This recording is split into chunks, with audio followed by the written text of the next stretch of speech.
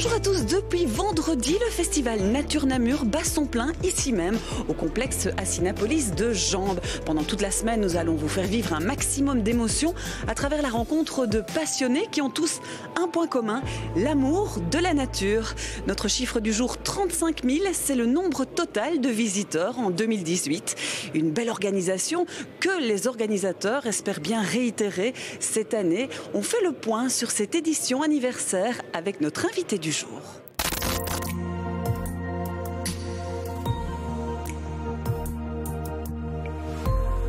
J'ai l'impression que c'est une salle d'interrogatoire.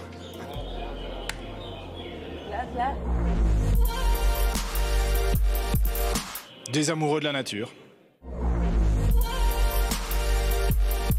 Il y a toujours les bases, bien entendu, les films, les expositions. Et puis de neuf, on a notamment un jury de jeunes qui vient juger les films. C'est très très important. On a une exposition aussi recyclard. C'est passionnant de regarder de tout près ce que des gens peuvent faire comme sculpture avec des produits de récupération. Si on regarde parfois de très très près, on voit que la libellule elle est composée en partie d'un extincteur, en partie de vieux cadrans de voiture, en partie de pièces de moteur, de tondeuses. Enfin, c'est extraordinaire. C'est une belle nouveauté pour cette année 2019. En tout, cette année, je suis jamais très sûr des chiffres, c'est pas mon fort, mais je pense qu'on projette 83 films sur l'ensemble du festival, amateurs et professionnels. On a 39 expositions, je pense, dont l'exposition qui résulte du concours photo, pour lequel on a reçu 7000 photos, je pense, pratiquement cette année. Et là aussi, ce sont les plus belles images de nature fixes, celle-là, de l'année.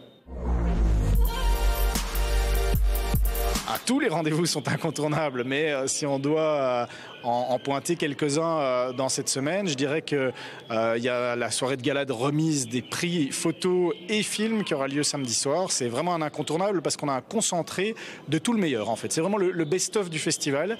Pour chaque prix, on voit un large extrait du film, on revoit le grand prix. Donc quand on veut voir le meilleur du meilleur, c'est vraiment le rendez-vous incontournable. Après la soirée du dimanche, qui sera la soirée de clôture, c'est aussi un rendez-vous incontournable puisque ce sera un film de la BBC, Serengeti. C'est le film sur la nature africaine de cette année. Voilà, 2 sites, l'Assinapolis, là on y est vraiment les 10 jours du festival. C'est un formidable écran, bien entendu, pour voir les films, sans doute le meilleur de la région pour voir des films sur grand écran, 18 mètres de base, en 4K, avec un son qui vient de tous les côtés à la fois. Et puis la Citadelle, qui est vraiment un site exceptionnel parce que non seulement on redécouvre la Citadelle, on est sur ce fameux éperon rocheux, on voit l'entièreté de la ville, et puis dans ce site, découvrir des photos, quand il fait beau en plus, c'est vraiment merveilleux. festivalnaturenamur.be, c'est tout simple. Vendredi soir, le festival s'est ouvert avec l'avant-première du film Marche avec les loups de Jean-Michel Bertrand.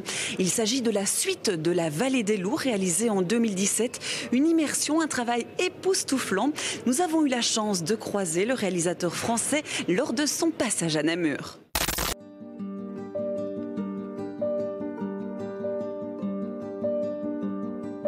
J'ai envie de savoir où ils vont. Je voudrais comprendre. C'est un long voyage entre leur monde et le nôtre. Si proche et si éloigné à la fois. Je suis l'homme qui aime les loups. Les loups m'ont cueilli il y a quelques années. Et depuis, je dois dire que c'est carrément une drogue dure.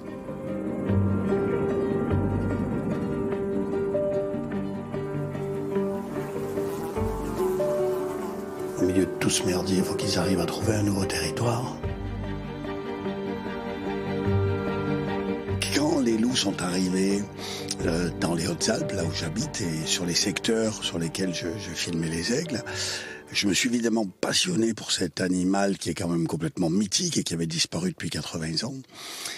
Et d'un autre côté, je me disais... c'est quand même, il est un peu à 4 pattes, par terre, c'est pas un aigle, quoi. Alors je savais pas trop comment j'allais le prendre, cette histoire-là. Et en fait, je suis devenu complètement accro, parce que cet animal est beaucoup plus proche de nous que ce qu'on imagine, en fait.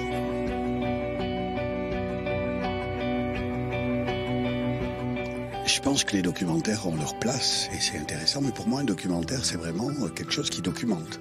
Alors effectivement, j'essaie de documenter dans ce film parce que je suis en plus très près de la réalité avec des loups sauvages filmés dans leur milieu naturel et que j'essaie de faire comprendre au public comment fonctionnent les loups, leur système de régulation, d'autorégulation, de dispersion et toutes ces choses-là, mais il y a surtout une histoire. Et en fait, ce que j'ai envie de faire, moi, je suis très, très touché par le cinéma. C'est ma façon à moi de m'exprimer. Et en fait, j'essaie de faire passer tout ça au travers des émotions des gens, d'une histoire qui s'est écrite au jour le jour sur le terrain, au contact réel du terrain, mais qui est une histoire. Donc, on n'est pas dans un documentaire. On est sur un film, tout simplement.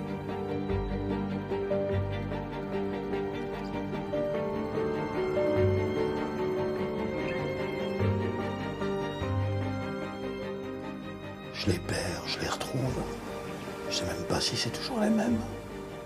Et aujourd'hui, on entend des choses incroyables par rapport au loup qui est complètement diabolisé. Et j'essaie de poser la question, qui empiète sur le territoire de l'autre?